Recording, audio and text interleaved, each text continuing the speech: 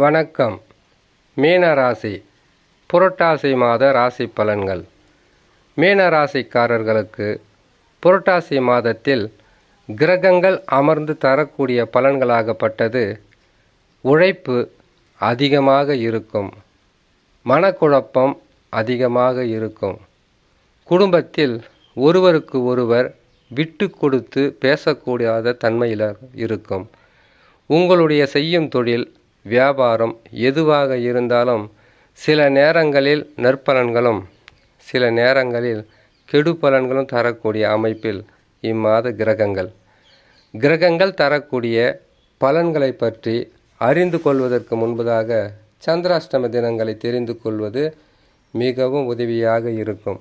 சந்திரன் 8ஆம் இடத்தில் சஞ்சாரம் செய்கின்ற இந்த 2.25 நாட்கள் என்பது மிக கவனமாக இருக்க வேண்டும்.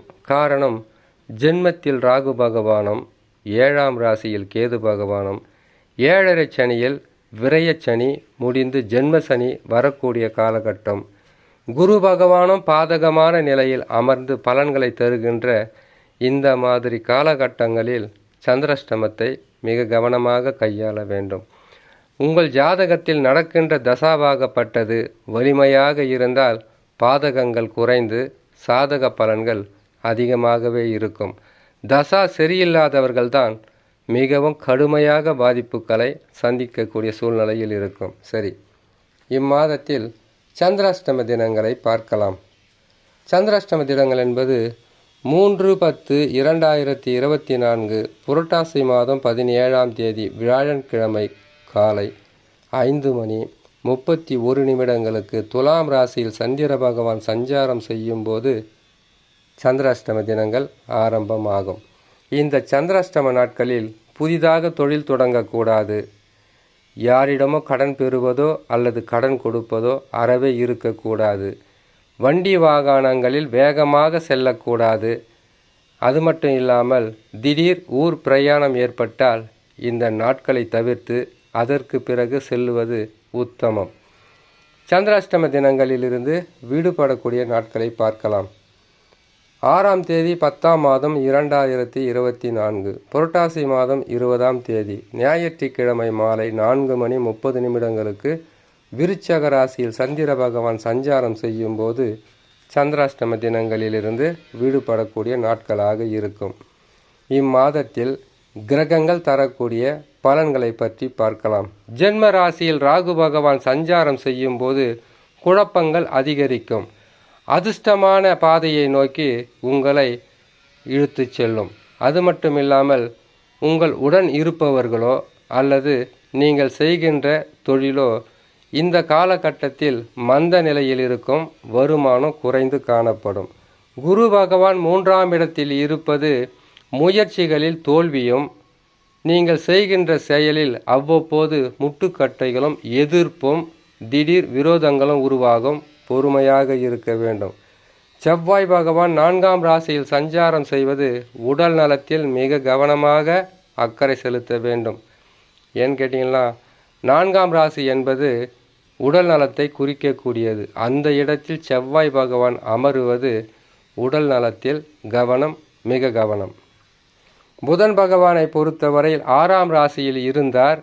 இப்பொழுது புரட்டாசி மாதம் 3ஆம் தேதி அவர் 7ஆம் ராசியில் உச்சம் பெற்று அமருவார். 7ஆம் இடத்தில் உச்சம் பெற்று அமருவதால் கணவன் மனைவி ஒற்றுமை, நண்பர்களிடையே இருந்த கருத்து வேறுபாடுகள் விலகி உங்களுக்கு சாதகமான பலன்களும் திடீர் தனலாபங்களும் கிடைக்கும்.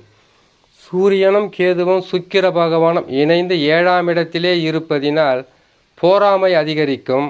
உங்களுக்கு இதுநாள் வரையில் மறைமுகமாக இருந்த எதிரிகள் விட்டு விலகுவதற்குண்டான வாய்ப்புகள் இருக்கும். சுக்கிர பகவானை பொறுத்தவரையில் புதன் பகவான் மாற்றம் பெற்று உச்சம் பெற்று அமரக்கூடிய இந்த காலகட்டத்தில் சுக்கிர பகவானும் ஆட்சி பலம் பெற்று துலாம் ராசியில் அமருவது என்பது 8ஆம் இடத்தில் இருந்தாலும் மறைமுக வருமானங்கள் கிடைக்கும். மறைமுக வருமானம் கேட்டால் எதனா புதையல் கிடைக்குதுன்னு நினச்சிட்டு போகிறீங்க. புதையலெல்லாம் கிடைக்காது. நீங்கள் இதுவரையில் வராது என்று நினைத்திருந்த பொருளாதார உதவியோ அல்லது வேறு எந்த உதவியாக இருந்தாலும் எதிர்பாராமல் கிடைப்பது தான் 8ஆம் இடத்தில் சுக்கிர பகவான் அமருவது. சனி பகவானை பொறுத்தவரையில் விரயச்சனியாக இருந்து அவர் வக்ரம் பெற்று உங்களுக்கு இத்தனை காலமாக இருந்தால் வக்ர நிவர்த்தி பெறப்போகிறார். இந்த புரட்டாசி மாதத்தில் வக்ர நிவர்த்தி பெற்றால் அவருடைய சுயசாரத்தில் செல்லும்போது விரயம் என்பது உங்களுக்கு தவிர்க்க முடியாமல் அவ்வப்போது நடந்து கொண்டே இருக்கும். குடும்பத்திலும் சரி, வேலை செய்கிற இடத்திலும் சரி, வண்டி வாகனம் கூட அடிக்கடி உங்களுக்கு பல வகையில் பிரச்சனைகளை கொடுத்து நீங்கள் அதனால் கூட விரயங்களை செய்ய வேண்டியதாக இருக்கும்.